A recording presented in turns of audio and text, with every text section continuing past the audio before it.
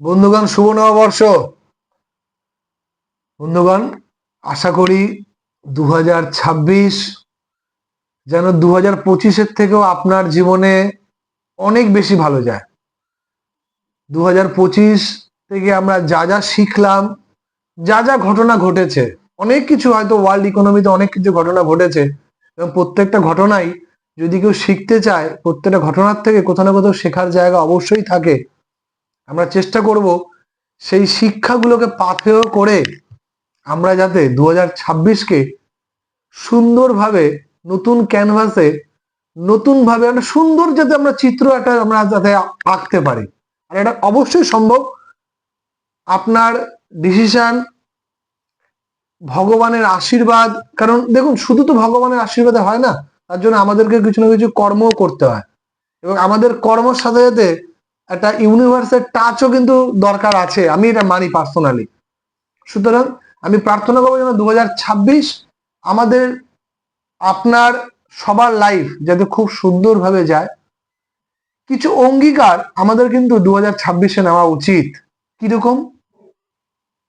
আমি প্রথম বলি কি, 2026-এ এই অস্থিরতা না, এই যে 2025, এই যে পুরো পৃথিবী জুড়ে এই যেরকম একটা যুদ্ধ, কখনো রাশিয়া ইউক্রেন, কখনো হামাস, মানে পুরো মিডল ইস্টে যেইভাবে যুদ্ধ, যেইভাবে অস্থিরতা, যেইভাবে ট্রাম্পের ডায়লগ বাজি, আজকে একটা বলছে কালকে আরেকটা বলছে, মানে একটা কমপ্লিট ভিউ পাওয়া, হ্যাঁ, খুব কঠিন হয়ে দাঁড়িয়েছিল।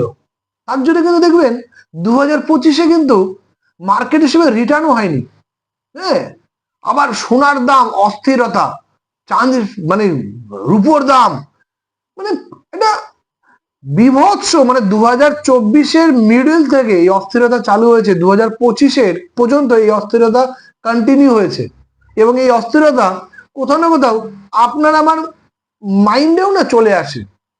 আমাদেরকে চেষ্টা করতে হবে এই দুনিয়ার অস্থিরতা যেন ঘরের চৌখটের যেন বাইরে থাকে।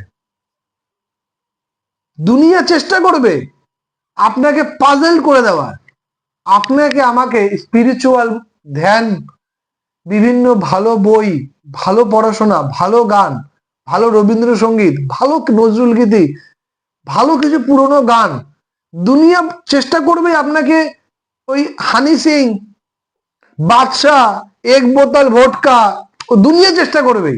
আপনার আমার দায়িত্ব কিন্তু সেই, যদি তোর ডাক শুনে কেউ না আসে, ভেঙে মোর ঘরের চাবি, মানে আপনার ঘরে অ্যাটমসফিয়ার কি হবে সেটা কিন্তু আপনি জানেন। আমি কিন্তু সকালবেলা উঠে কি গান আমার ঘরে বক্সে বাজবে সেটা কিন্তু আমার দায়িত্ব। সুতরাং আপনার অ্যাক্টিভিটি দিয়ে কিন্তু আপনার ঘরের পরিবেশটা তৈরি হয়। আপনি যখন বেরোন, যে কর্মস্থলে যাচ্ছেন, আপনি যতটা এক্সাইটমেন্ট নিয়ে যাচ্ছেন, সেখান দিয়ে কিন্তু আপনার কর্মক্ষেত্র কিন্তু একটা সেই চৌম্বকীয় ক্ষেত্রের মতন একটা কিন্তু পরিবেশ কিন্তু তৈরি হয়। বন্ধুগণ, আপনার আমার দায়িত্ব এই বাজারি অস্থিরতা যাতে আমার মাথায়, আপনার মাথায়, আপনার পরিবারে, আপনার হৃদয় যাতে জায়গা না করে দিতে পারে। আপনার পরিবারের জন্য আপনি স্থির মাইন্ডে কিন্তু ডিসিশন নিতে হবে। এবং তার জন্য কি করতে হবে? তার জন্য আপনাকে কিন্তু মিউচুয়াল ফান্ডে এসআইপি করতে হবে। ম্যাক্সিমাম আমার সমস্ত বন্ধুরা কম বেশি এসআইপি চালু করে ফেলেছেন।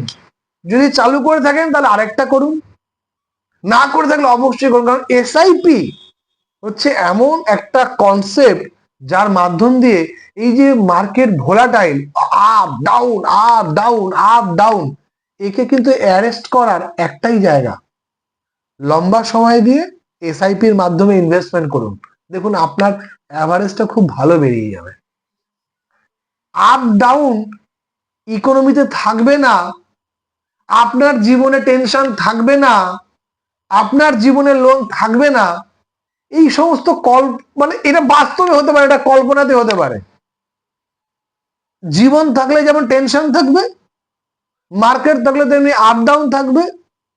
বাট এটাকে মিনিমাইজ করার রাস্তা আমাদের খুঁজতে হবে, যে কি করে টেনশনটাকে মিনিমাইজ করা যায়, কি করে মার্কেটে ভোলাটিলিটিকে মিনিমাইজ করা যায়। তার রাস্তা কিন্তু এসআইপি। আমি বলি কি, সেই ছোট্টবেলা আমরা একটা গান শুনেছিলাম, মনে আছে? গানের গলা আমার অত ভালো না, তবু বলি, সে একটা গানের কবিতার লাইনটাই বলি, এই ছোট্ট ছোট্ট পায় চলতে চলতে একদিন পৌঁছে যাব ওই চাঁদের পাহাড়। আপনার যে ড্রিম, আপনার যে রিটায়ারমেন্টের ড্রিম, আপনার যে বাচ্চার হায়ার এডুকেশনের ড্রিম হতে পারে, আপনি যদি পুরো ব্যাপারটাকে আজকে ডায়েরি পেনে লেখেন তাহলে হয়তো কোটি টাকার গল্প বা কোটি টাকার কর্পাস লাগবে। বাট ছোট্ট ছোট্ট করে এসআইপি করুন না, ছোট্ট ছোট্ট এসআইপি, মাঝে মাঝে টপ আপ, ছোট্ট ছোট্ট এসআইপি, মাঝখানে মাঝখানে টপ আপ, ব্যাস ধীরে ধীরে হয়ে যাবে। আমরা ঠিক সেই চাঁদের পাহাড়কে ছুঁয়ে নেব। পরম পিতা পরমেশ্বর আছে। আপনার ডিসিপ্লিন বিহেভিয়ারটাই আমার লাগে।